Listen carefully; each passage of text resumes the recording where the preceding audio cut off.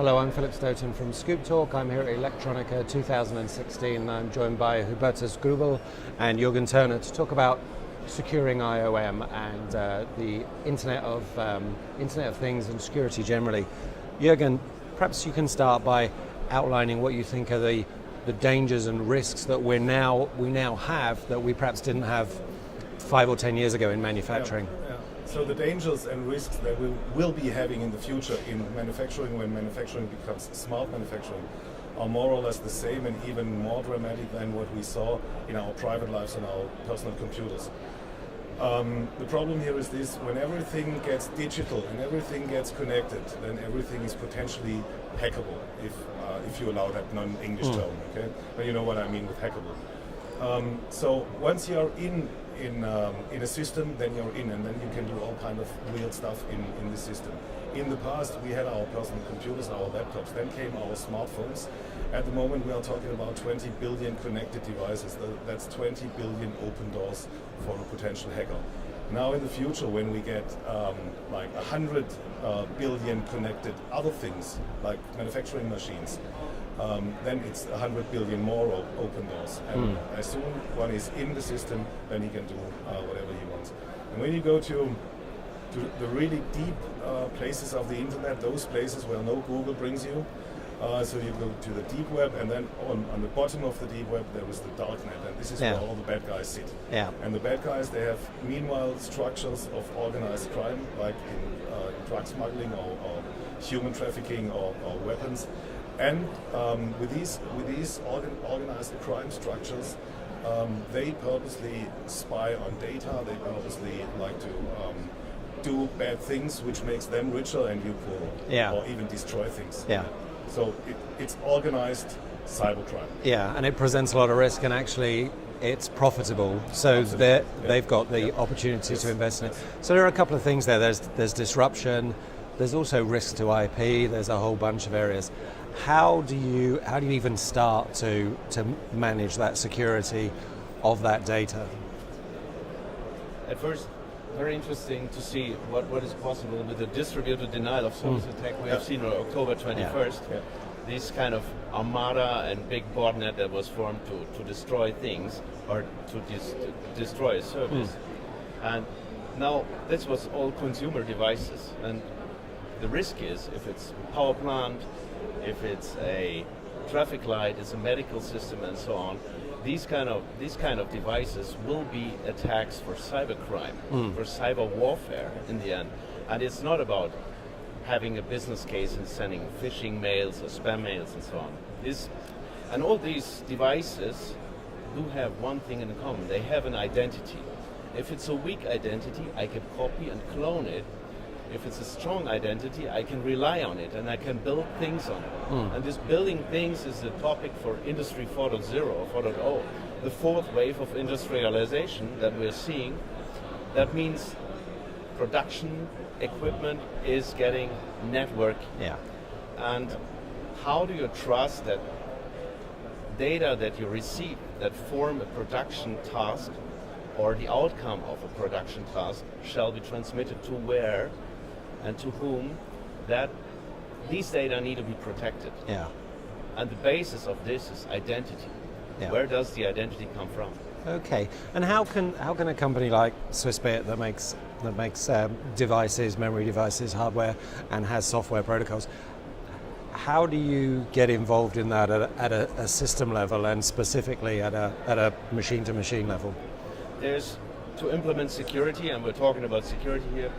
There's various ways. So Global Platform distinguishes between 3 levels. So you do pure software, you do something hiding it in a processor, like trusted execution environment, which is okay, but it comes nearly for free and it offers a medium protection. And we're talking about secure elements. And secure elements are always these kind of things when it's about money. Like your SIM card, you have to enter a PIN and you have to have something in your mobile phone, or your Visa card or your credit card. It has gold contacts, it represents your banking account, and it needs to be you to do the transaction, else you won't believe in the bill. And these kind of things that need to be implemented in industrial systems as well. And our approach is we provide these identities with a secure element or as good enough technology and make this applicable for industrial equipment. As we, Swissbit, as a memory technology provider, we want to sell flash, that's obvious, but the customers are used to using flash and need flash. So in combining both, we have the option to retrofit existing equipment and to offer flexibility for coming equipment. Right. And the security by the modularity is a very strong aspect of being future-proof. Yeah, and that future-proof is important. I mean, we've talked before about Industry 4.0 and the fact that nobody's going to level their factory and restart. You've got to be able to do it with legacy equipment.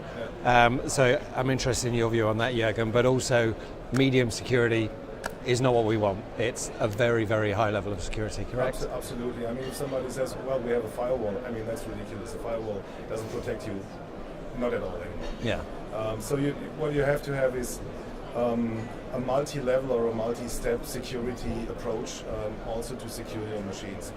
And since, as you said, I mean, we are not all starting with brand new machines who are internet ready, but we have to retrofit existing machines in terms of their connectivity capabilities and also in terms of their security capabilities. Yeah. This goes hand in hand.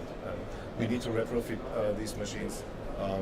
At the time when we make them connected, we have to make them secure. That's absolutely simultaneously. And who do you think is driving it? Because when I look at the process, there's obviously the vendors that have the technology and the interest there. There's the demand from the manufacturers themselves. But if I'm an OEM and I'm looking down my supply chain, I'm a brand that's bringing a new device to market every year, and I need to have that data at my manufacturers 4 months before the market knows about it.